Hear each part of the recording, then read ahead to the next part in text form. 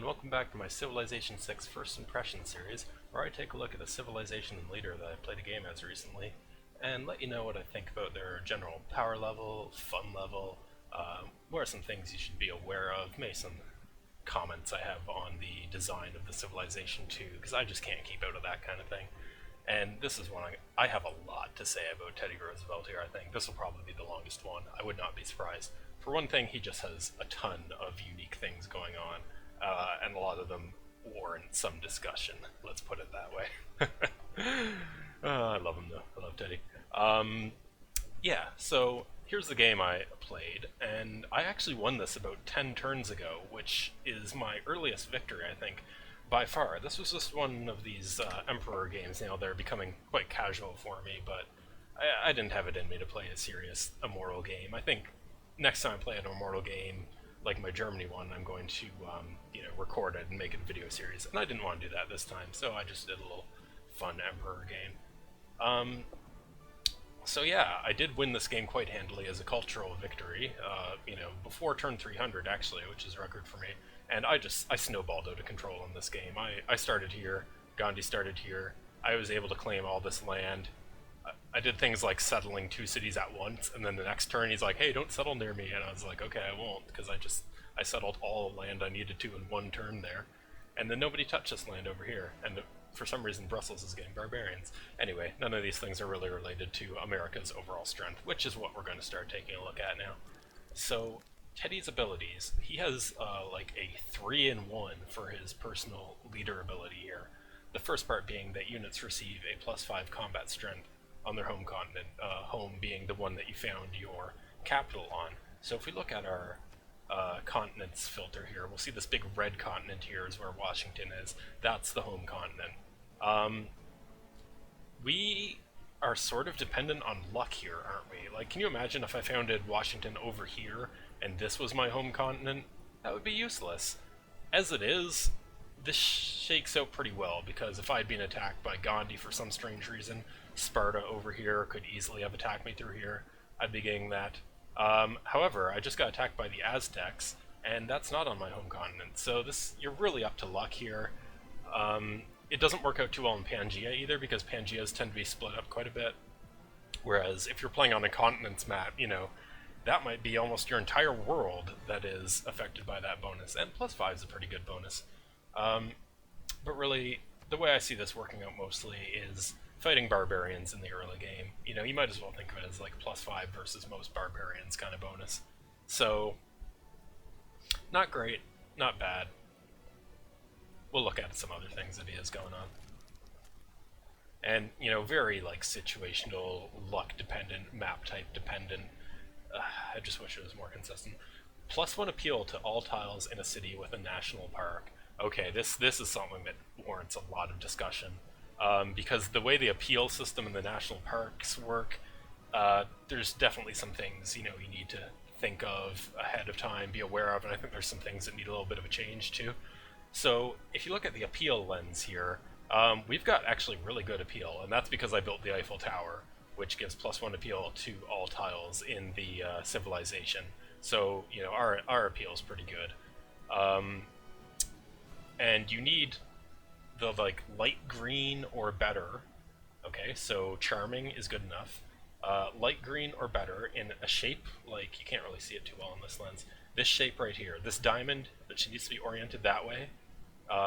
Your naturalist units, when you select them, show you where you can do it. So these little things.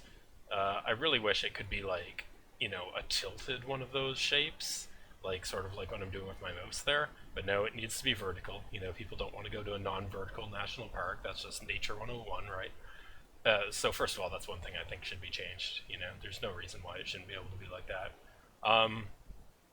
Yeah, so the ability to plant national parks is determined by appeal. So getting +1 appeal after you found your national park, I think you're going to have a lot of situations where it's like, okay, why isn't it that I can found this national park, that once I get that +1 would be valid, but no, it needs to be good enough for a national park already in terms of appeal.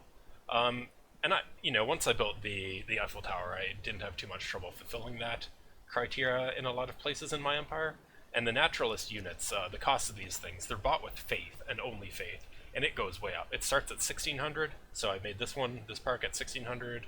This one cost 1800, and I played a few more turns after the game ended just to get enough to buy one for 2000. And then there are further limitations actually on your national park thing.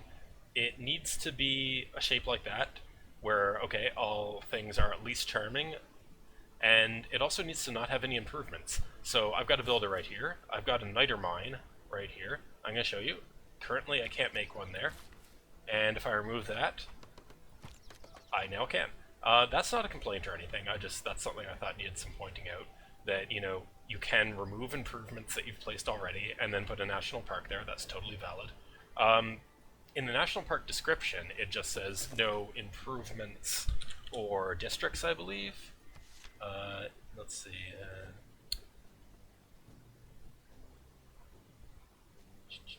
Yeah, no tile can have an improvement or district on it. You can add wonder to that, because there was one point where, okay, I didn't have this neighborhood there before, but I did have this wonder, and the wonder was blocking it. So another thing that should be more clear in the tooltips, actual wonders block them out as well as districts and improvements. But now we get into some of the even weirder stuff about this. They all need to be inside the same city. Like, you can move around which tiles belong to a city in the screen, but only as far as the first three, like the workable hexes, right? Hexes in a range of 3 from your city. You can swap. You can do this. That's considered part of Washington now. You can go to New York, swap it back, whichever one it was there. You can, that's easy. There's no problem with that. However, a lot of the time your national parks, you're going to want to have them in the 4 to 5 radius that your city eventually grows to. So this tile right here, let's go to our appeal lens. This tile right here was originally grown to by Washington as its 5th ring of tiles, instead of being New Orleans, which it's in the 3rd ring of tiles, alright? So previously, I had the ability to form a national park right there. If you look at my naturalist, he doesn't want to do one there anymore. And that's because when I was playing around with this, I went into New Orleans, and I swapped. This used to have a little swap icon there, and I said, oh, I wonder if I hit here, I can swap between Washington and New Orleans. No, once this is swapped to New Orleans, it can never go back to Washington, because it's outside of that workable range of 3 for Washington, within which you can swap. So you are so constrained by what city grows to a tile, because a lot of the time you will want to put these national parks, in the 3 to 4 range outside of your cities, a little further out, a little more where there'll be mountains and stuff. You'll want to put them out there, but you're going to be, constrained by, if Washington hadn't grown to that tile, I never would have had the ability to put a national park there, right? If it had been New Orleans that had grown there, because I never could have swapped out to Washington. But also, after swapping over New Orleans, there's no way to swap it back, so I can never make a national park there, because I can't swap these tiles to New Orleans either. So I think that definitely needs a fix. Maybe you can place a national park, and it just would automatically swap that over to Washington. I don't know, something like that. Because as it is now, that's silly. And maybe it's not a big deal, but it's just one of those things. There's no reason for it. So Teddy's actual bonus when it comes to national parks is a +1 to the appeal of all the tiles owned by that city once there's a national park in it. So we could actually show that off here. Is there a tile we can swap to? Yeah. So this currently has appeal charming. Let's see what happens if we swap it into Los Angeles. Appeal breathtaking. So the appeal's gone up by going into Los Angeles ownership, which has a national park in it, so gets that +1 appeal. However, look, remember, so in this case, that's fine. We can swap it back to being Baltimore owned, and then see now it could have a national park again. But how useful is getting +1 appeal to all the tiles owned by a city when it has a national park? Well, it helps out that national park, because if we look at, what's the point of national parks, maybe I should have got to this earlier, it's that they generate tourism. And they can generate quite a bit. All the yields here are doubled for tourism because I have computers. So it says generating 52 tourism. Where that's coming from is it adds up the appeal of the 4 tiles inside the national park. So 8, I believe this one's 8 as well, and these ones are each 5. So, um, that gives 26, double that due to computers, which is this really obscure bonus. You might not even realize computers do this because it doesn't have an icon, but look, all tourism yields are doubled. I think there should probably be an icon there showing that, but whatever. Yeah, so 26 multiplied by 2 for computers is where we get that 52 tourism per turn, which is quite good. I have 700 and some total, so 1/14 or so of my total tourism's coming from that one park. And I won a tourism victory in this game, and I won it earlier than I had won previously as, who did I win them as before? Let's see, I won them with China, Egypt, England, France. America was faster in all of them, but we'll get into why that's not necessarily as good as it sounds in a minute, but that's getting ahead of ourselves. So this +1 appeal thing added 4 base tourism, because it would have been 22 normally, now it's 26. Okay, you double that, that's 8, and then there's all kinds of other tourism multipliers too. So it's alright, but what does that do for other things? Well, okay, the housing number that neighborhoods give you is determined by the appeal of that tile, and I think, but I'm not sure, that it's retroactive and that it will go up. It doesn't really say on it. But yeah, more appeal gives more housing, so I'm pretty sure that goes up retroactively if you plop down the neighborhood and then you put a national park, and Teddy's ability increases the appeal then that neighborhood is on. So that's one thing. And also, seaside resorts here. It's a shame that we can't get a national park here, at least not until it grows out to some of these other tiles in New Orleans, and that we can't swap these distant range tiles to it in any way, because this would be a good city to have it. It has 4 seaside resorts, and they are giving a lot of tourism as well. Let's see, generating 28, 20, 20, 20, so that appears to be double the appeal of the tile then. Yeah, and then that's doubled again by computers. So 5 appeal becomes 10 tourism, becomes 20 with computers. 7 appeal becomes 14, becomes 28 with computers. So that would be really good if I could plop a national park down in this city and increase the appeal of it. But sadly, the national parks, as I've shown, they're a little wonky, hard to depend upon. You can still work the tiles within them, and this is quite good because this is the natural wonder that doubles the unimproved strength of these tiles here. So if I've been thinking really far ahead, actually, I could have placed one right here and one right here by removing those farms, and that could have kept working all the tiles within the range of Los Angeles. They would be a little inferior due to the lack of improvements, but it's not like a national park removes the abilities of citizens to work the tiles. So you need to plan ahead, and I think you need to get a little bit lucky with what city grows to where, which is just not a good system. There should be a way to move them around in those outer ranges, which are going to be so crucial for, because that takes up a lot of your land. Ultimately, though, even though we've talked about it so much, I don't think this is a huge bonus. Like, it's going to get you a little bit more tourism, but really, national parks are good for anyone. And it doesn't help you get any more of them. There's nothing about this ability, okay, I guess it helped me get my second one down within the same city, but once you get into multiple national parks per city, you're taking up a lot of the terrain of them that you could otherwise be improving, putting districts in and stuff, so I don't think it's the best thing in the world to have multiples within the same, because the bonuses don't stack either. I'm not getting +1 to the appeal of Los Angeles tiles from this park and +1 from this park. No, it's just, it has a national park, it gets +1 appeal. So there could be an argument for spreading it more, putting this one in another city and then getting more appeal in there for neighborhoods, I guess.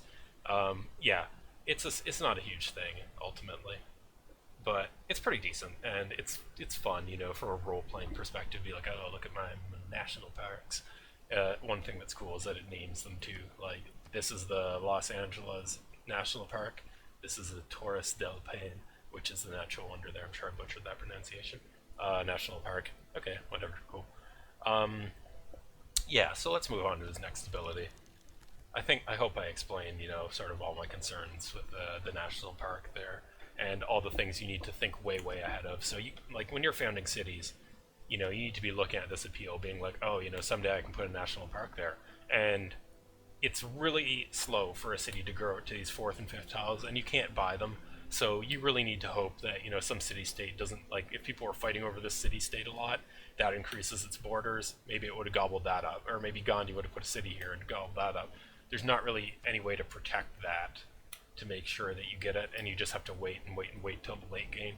So it's can be a little frustrating. I think if this were a game that I were, if it were really on a knife edge and I were counting on the national park system to save me, it would not be a good feeling. And then finally he gets the Rough Rider. I think I'll just look at that when I get down to it.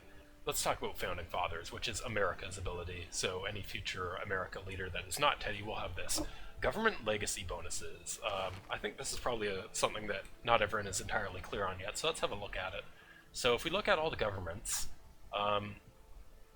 first of all, they have this like basic ability at the top here. Okay, like all cities with a district get +1 amenity.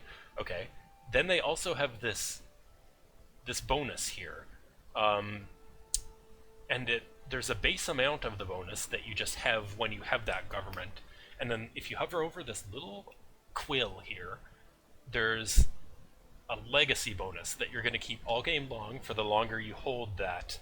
And the legacy bonus is the same type as this one with a percentage there. Like holding a classical republic for an amount of time is going to increase this.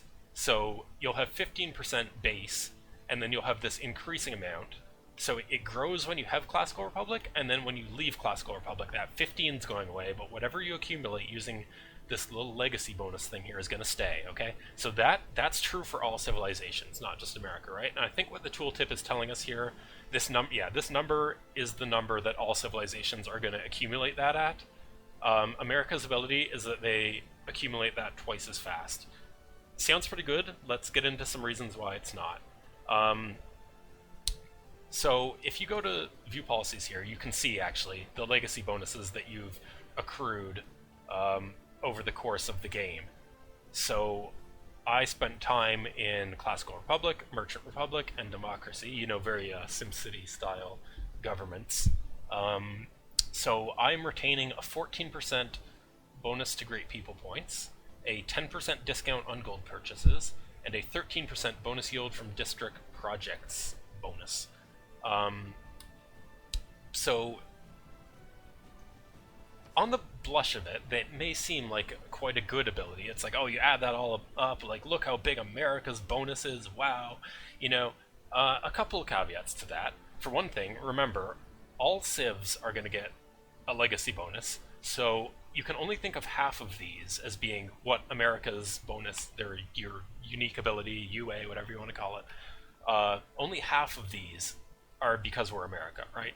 So 5% discount on gold purchases, 7% bonus Great People Points, 6.5% bonus yields from district projects. So that's starting to look a little worse. And let's also consider, that's what we have at turn 308. Chieftain, there's no legacy bonus for being a chiefdom. So from turn 0 to, I don't know, about 60 or so, it varies, but when you get your first government, America has no unique ability during that time, alright? You're not accumulating anything. Trajan's over there, or Rome is over there, getting roads, that's theirs. They're getting trading posts, okay, that's okay. China's over there getting 60% Eurekas and inspirations instead of 50. You've got nothing during that time, and that is the crucial part of the game, Like, it's not even a matter of you need to take a look at the average of what you're getting out of this bonus throughout the game. It's that in the formative time of the game, when everything's on the line, America's getting nothing, And let's see, we can work back the math on this. I spent about 100 turns as a classical republic, so by turn 160 or so, my entire bonus as America was 7% bonus Great People Points. Like, that's nothing. like, don't get drawn in by the dream, the greed of like, oh, it could scale to infinity in an infinitely long game. Like, that's not how real games work. Um, this is I've talked about this before. This is a win more bonus, and I think maybe you see that represented a bit in the way how I won this game, earlier than I have in other ones. It it takes a winning position and maybe makes for a bit more spectacular of a finish. But I don't think it's often going to take a game that you would not have won and make you win it. Quite the opposite, in fact. So yeah, it's just not very good. Like, it's good in ways that don't matter. It's good at big spectacular finishes. Let's make a national park while we talk. I'm always a fan of that, and you guys probably want to see me do it. How soon can you get over there? Let's make it here because you can get there this turn. All right, let's observe this in action. Actually, I don't think I can film the national park with the appeal lens on, but just let's take. You're on YouTube. You can go back and forth. So this is the appeal beforehand. Let's make a national park. Boom. Let's go back. And everything's gone up a bit. I think I saw a tile here that used to be white that's now a bit green. And then this one is going to be a 32 towards the national park, so not great, not nearly as good as this one, which includes some national wonder tiles. That's fun. Yeah, so I don't think America's bonus is very strong at all.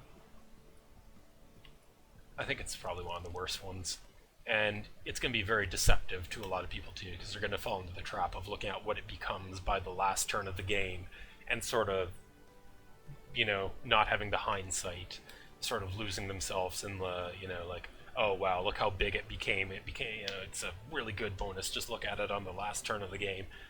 You need to think about, you need to play some games that you lose too. And the difficulty of Civ 6 is quite low right now, even on the high difficulty, so that's a bit hard to do. But assuming we actually get a more challenging and more fair challenge to Deity someday, I just don't think that's going to be a very good bonus to help securing the win in games that are, not a guaranteed win already, no matter what. Okay, I think I've talked enough about that. Let's start looking at some unique units. Unique Unix. Yeah, no, I think that's probably like a, Ottoman ability that's going to be coming up. Sorry. Rough Rider. This is a unique heavy cavalry unit, and let's look at its position on the tree, because it's one of these bonus ones that does not replace a unit. It just sort of... Wow, it's a long time. So, Knights are here. They're heavy cavalry in the medieval, and they upgrade to tanks, right? Okay. So they have 48 melee strength, 4 movement points. The Rough Rider is all the way over here. Okay. 67 melee strength, so, about 20 more than a knight, and 5 movement points. And then they have some unique bonus. Culture from kills on the capital's continent. Okay, well, that's going to suffer from all the same things we talked about in the, fighting on your home continent bonus that Tendy has. Plus 10 combat strength fighting on hills. Lower maintenance cost. So yeah, they have... It's kind of funny because it doesn't replace any particular unit, so it's like lower maintenance cost. Lower than what? But it's 2, right? Okay. So here's the thing, though. Here's your Rough Rider. And... here's your tank. Okay? So, Rough Riders don't upgrade into tanks, and Knights don't upgrade into Rough Riders. Awkward, eh? I've talked about this in a few other cases. Unique units that don't replace something tend not... I can't think of a single case where you can upgrade into a unique unit from a previous one in the same class, where it's like one that's just inserted into the tree somewhere. Like, swordsmen cannot become samurais, okay? Warriors can become legions, because legions replace swordsmen, but swordsmen can't become samurais, swordsmen can't become berserkers, musketmen cannot become redcoats, okay? Swordsmen can become conquistadors, because conquistadors replace musketmen. Awkward, eh? I know. So, first of all, I think there really needs to be a way in which knights upgrade to Rough Riders. And also, I think it's a little awkward that tanks are one tech away, and it's the eureka for this combustion too is just to dig up an artifact. I think, especially if you're playing as America and you're going for cultural victory, probably because they're quite good at that. Or Teddy is anyway. Yeah, all of America is really. So you're probably going to get combustion. So it's going to be like, okay, I've got my Rough Riders. I could build them. I can't upgrade whatever knights I have, and knights are pretty good, so you'll probably have some. Can't upgrade my knights into them, and then let's compare the tank. Tank upgrades from knight. Also upgrades to modern armor, just like Rough Riders do. It has 80 melee strength. That's 13 more than a Rough Rider.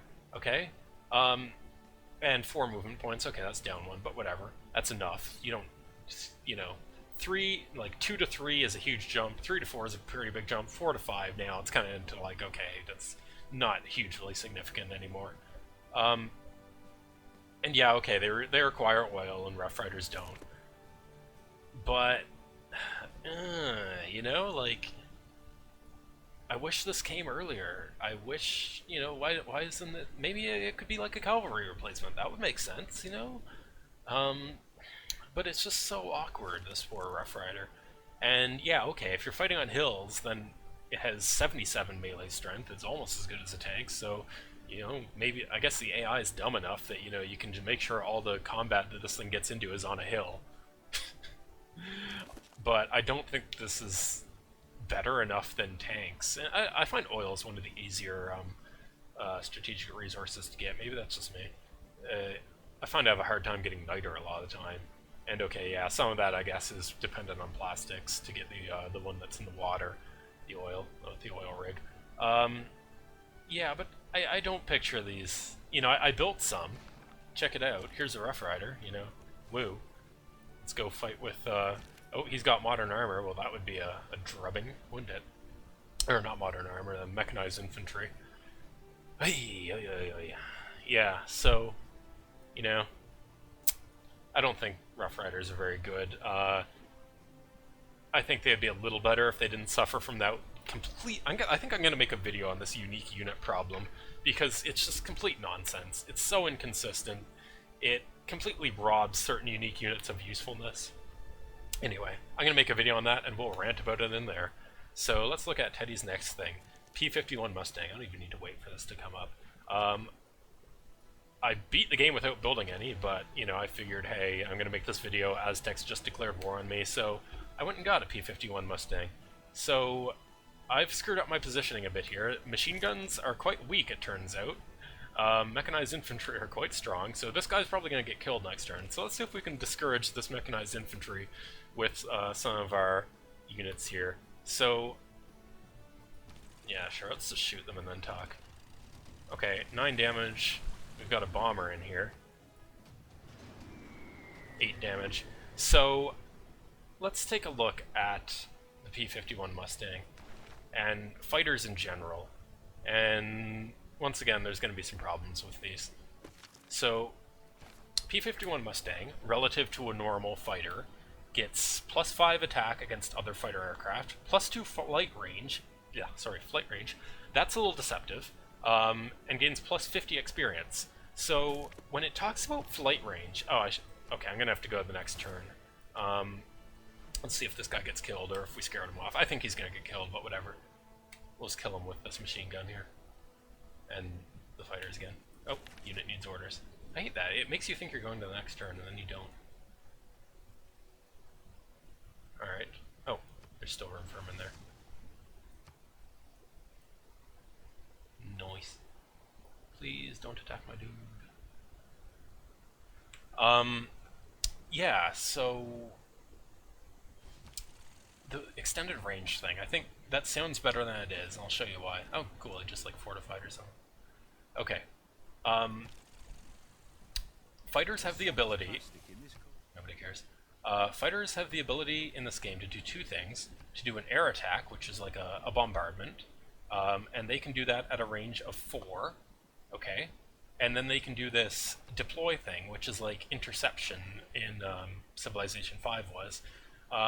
So this, I believe, is what the P-51 Mustang is getting a bonus to. So 1, 2, 3, 4, 5, 6. 1, 2, 3, 4, 5, 6. 4, 5, 6. Yeah, okay. So I guess the normal range for this is 4, and they can do this little interception. I think they fly around in a circle out there somewhere. I guess we can. Let's have them do it. So, sure, fly around over here. Nice. Okay, it gives you a lot of vision, actually. That's decent.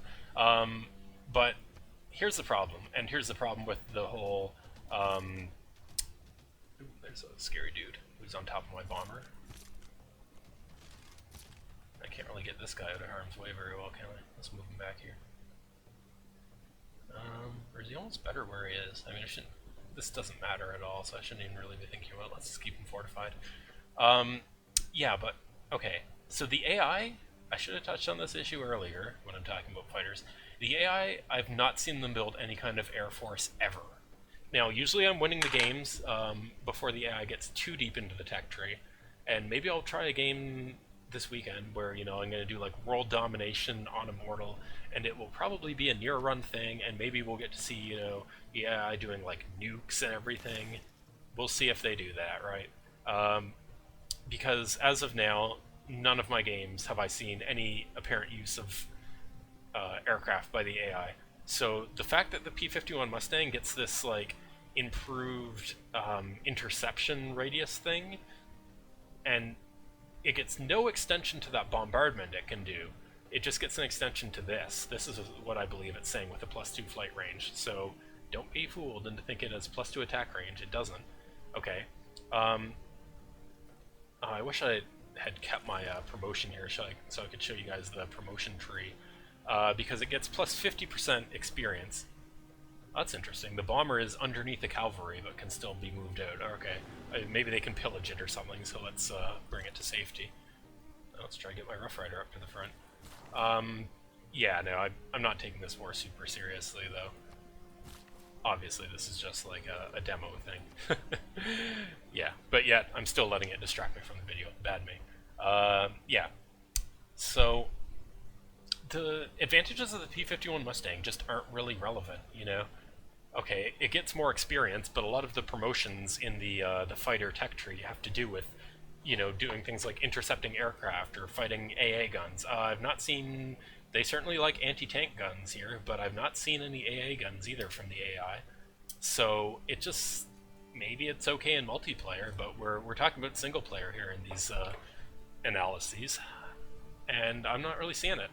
It doesn't get any bonus to bombardment, and I think if you want to do bombardment, you want to make bombers. Now, we saw that our bomber there wasn't quite as effective. That's because initially they get a sort of demerit against bombarding units. They're better at bombarding cities and stuff, and they can like pillage tiles from the air and stuff. That's really cool. I don't think you get any bonus from pillage. I think it just destroys it, because it wouldn't make sense if you like pillage a holy site with a bomber. You're blowing it up basically. I don't think you get any yield from it. Oh, I lost my dude. Oh, whatever. But yeah, so yeah, they have this bombard strength of 80 here, whereas this guy had like 65 range strength. But then you'll see -17 less effective versus units. But they definitely get some bonuses that are relevant there in their promotion tree. So there's no reason right now to build fighters versus the AI. P-51 Mustang or not, just build bombers and get them like, they do basically the same damage, and then they're good at, let's like pillage a university with this. Yeah, see, I just blew up one of his buildings. See, that's awesome. The Mustang can't do that. The fighters can't do that, right? So, yeah, there's no real reason to build the P-51 Mustang or any fighter right now in single player. Maybe if this game went really late, but then if the AI takes forever to get planes, then fine, I can just build the jet fighter if I need a fighter for some reason. I don't need this P-51 Mustang back here. So not a relevant unit in any way, I don't think, right now for single player. And then finally we get to the one good thing about America, Teddy, the film studio. So let's bring it up on the Civilopedia. The film studio is the final building in a theater square, replacing the the broadcast center. all these bonuses here, so 41121, 41121, those are all the same. The difference is this: plus 100% tourism. It's weird that they call it tourism pressure. That it sounds more like they're talking about Civ 5 there, really. The wording. Plus 100% tourism from the city towards any other civilizations in the modern era. That's actually really good, and that is a redeeming factor for Teddy and America here. And yeah, all Americans would have that because that's a Civ-wide bonus. Um, so if we get Thomas Jefferson, he's going to be making some sweet films.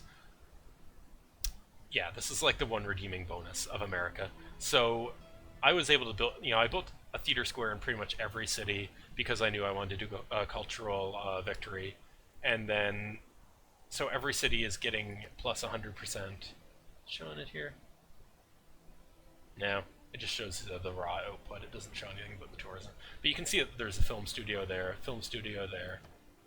uh, film studio. It's worth rushing the tech even and just getting this up in everyone because doubling your tourism output is just so amazingly good. And these, I think, are the reason that I won this game so handily. Um, Now, of course, that gets back into the whole concept of win more and everything, I know. But actually, excuse me, I think these, even though they come quite late, let's take a look at where they're in the tech tree. Even though they come quite late, here they are in radio here, I don't think you're going to win a tourism victory before this point under normal circumstances. Maybe there's some weird strategy involving religious tourism that lets you win really early. But this almost, you can think of this as like taking the place of, in a scientific victory, like this stuff that you have to build. Tourism victories in this game, just like in Civ 5, are not really gradual. It's like you're making a bit, and then you make this enormous amount, and you go from like very few tourists to an overwhelming number in just a few turns. Yeah, like I won this game just like 12 turns ago. So that means I passed this 242 number of tourists like 12 turns ago. I'm now at 353. So it's exponential, and that's why it doesn't matter so much that those are late-ish, because you're not going to win before this point anyway. So it's fine that you just get to flip on your tourism like crazy in the late game and win. And this is the one redeeming factor, I think, of America, and the only thing keeping them from being like absolute garbage tier. So definitely the tourism victory is the way to go in America. Just they're complete rubbish for any other type of victory right now. They're kind of fun, I sort of feel though that the fun parts about them are not the relevant bonuses. Like yeah, you can have fun with Rough Riders, like making sure I'm fighting on a hill. You can have fun with national parks. You can have fun with the appeal system, but you're not going to be having fun with the stuff that's really determining if you're winning or not. You're having fun with this tangential stuff, the stuff that determines if you're winning. If I were taking this war seriously, by the way, I would not be in such dire straits over here with these modern armors. It's just something I'm doing for showing off the Mustang. I just feel the need to defend myself there. Yeah, the stuff that's fun about America, though, is not really the stuff that really makes or breaks a game. So I don't feel like they're a super serious contender for like high-level strategies and stuff. That statement didn't make too much sense, but I think you guys get where I'm going with that. So, in terms of the tier list that's forming in my head, I think America is sort of saved from being the dregs of tier 3. Maybe they're like the top of tier 3, I don't think, given how bad all their other bonuses are, I can even say they're tier 2. I think they're, the top of tier 3. But that film studio is really good, so maybe that is good enough to justify tier 2. I'll have a look once I finish all these and I make a tier list. And they're kind of fun, but, I think there's other civs that there's much more of a justification to be playing right now. So, yeah. National parks, too, definitely need some work. Let's see how long this video is. Oh my god, it's like 40 minutes, yeah. I called it at the start. This is my longest first impressions video, and none of them are ever going to be this long. Hope you guys enjoyed.